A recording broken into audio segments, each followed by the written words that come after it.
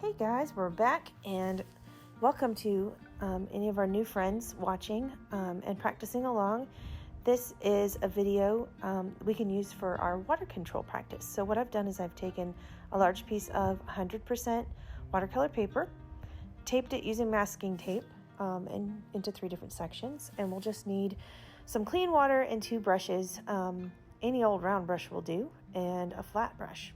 We're not doing anything spectacular today. So good way to also, with paint, what I'm going to do is I'm just going to use whatever paint's on my palette, leftovers, so I don't feel like I hate wasting things. So that's what I'm going to use for paint today. But the first stripe here in our water control practice, we're going to do the wet on wet technique. So I want you to take that clean water and that clean brush and really just kind of work that water into that first section there. It's not necessarily like pooling, like puddles of water, but you can tell by the light in the kitchen it's pretty wet. So go ahead and get that first strip of your page pretty wet, and then proceed to wipe up on the tape. It just helps with the mess. Then I'm going to take some pretty opaque paint. Okay, it's watery, but it's not diluted as much as it could be. It's pretty thick, pretty opaque, and we're just going to, whatever we do at the top of our page, we're going to do at the bottom of our page. So there you go, just make a nice stripe, and you can already see because it's wet on wet, it's diffusing beautifully already. Just kind of mushing it around, seeing if I can make it a little bit lighter. So what I'm doing is I'm not putting any more paint on my brush at this point. I'm just using what I've got on there and the paper and the water that's on the page to dilute it a little bit.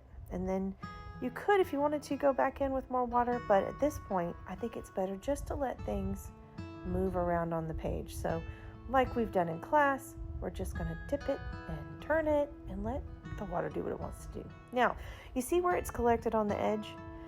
Do not freak out about this. As long as you do this while you're still working with it, you just run along the edge of that tape and it's going to push that paint right back out and into the picture, okay?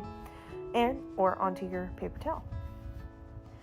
I don't love that left a little crease there. I must have not gotten it with as much water as I needed. So I'm just going to go back in with a tiny bit of fresh water. My little brush, hit that spot too. And look how great that looks. Oh, creamy, dreamy, very ethereal, ambient. I love it. This is why I love this. I'm having a tough day. You know what I make? This. I don't necessarily go in for the most technical drawing or painting I can do that day. I typically make these. Okay, so we're going to move on to our next one. We're going to let that dry. So let's clean off our brushes really great. Let's see.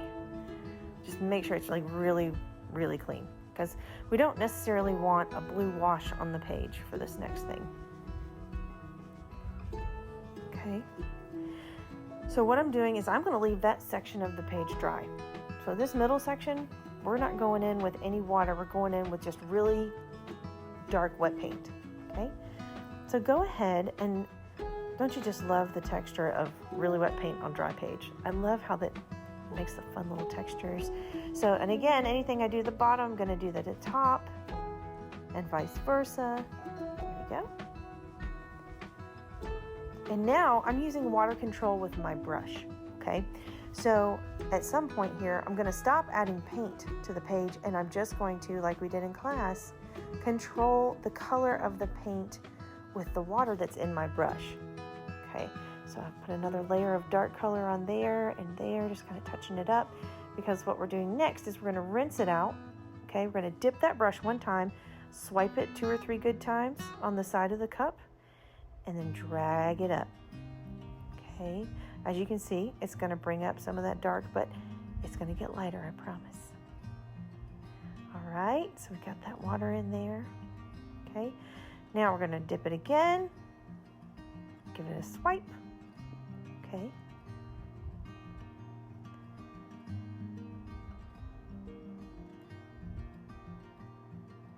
Now it's starting to diffuse, as you can see. Here we go. And that's just clean water in your brush, helping to diffuse the paint and make it a lot more diluted so that the color changes. You get that ombre effect that we all love so much. Okay, and just drag your water on the page until it meets in the middle.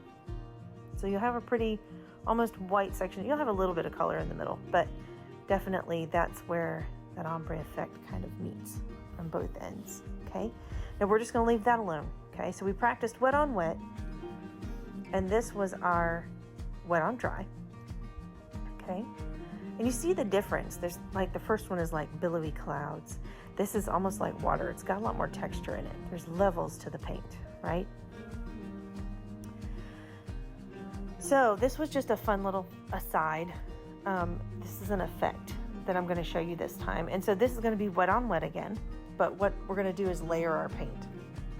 So we're going to do, actually, I'm sorry, I said wet on wet. I want you to take all your extra paint that's on your palette. You can see, and just smush it on there, smush it on there, smush it on there, smush it on there. Get that whole page covered. And then you take your spritzer,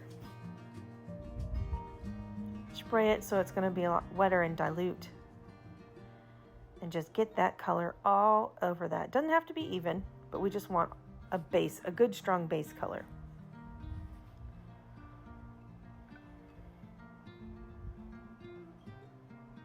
Okay. All right. So once we've gotten that established, and you've kind of, you don't want like super big stripes and stuff in it, but you know, what I'm doing now is just blending. Okay.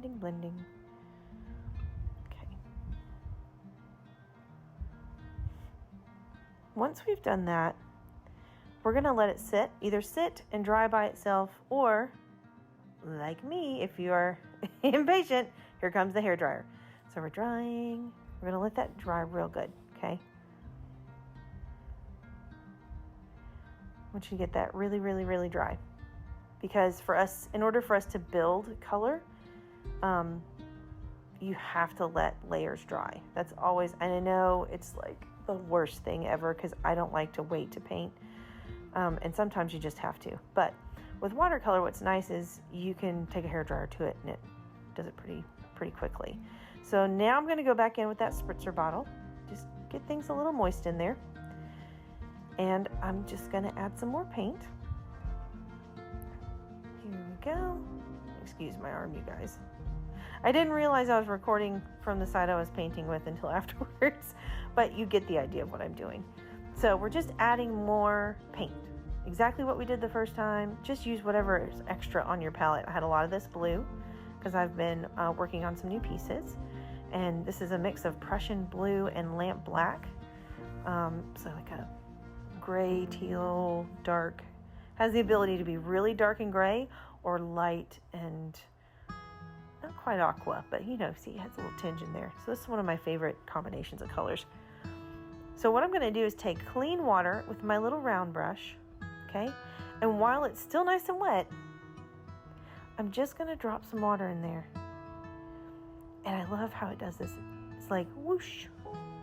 That's my technical jargon, whoosh. Do as many little whooshes as you want. And it's just beautiful when it dries down. It's almost like tie-dye, which is kind of fun.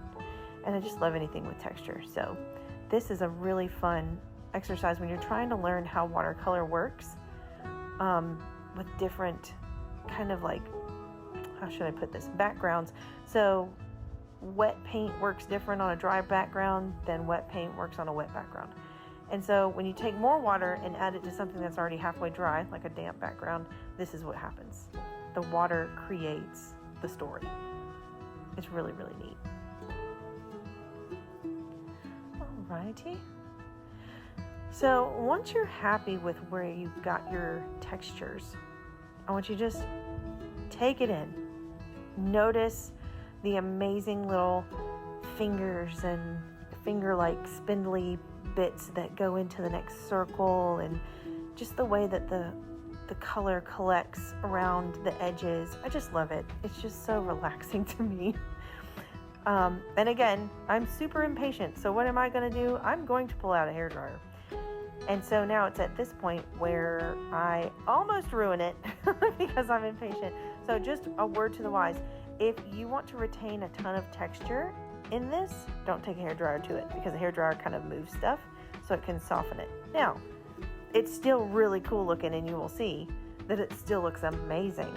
It's just not as defined, clearly defined in the little whooshes and the splooshes as if I had let it just sit. So just a word to the wise. Because you can see on the left side, it kind of started to collect together one big splosh there. And I'm like, oh, shoot. But that's okay. It still looks remarkable. I love this technique. It's great for backgrounds. So if you're making backgrounds for anything, cards, little art pieces to hang in your house, this is a great way to do that. Well, there you have it, folks. A cute little water control practice piece that you actually probably could frame as a cohesive piece of art. It's pretty neat. Had fun with you guys today. Looking forward to seeing you soon. Bye.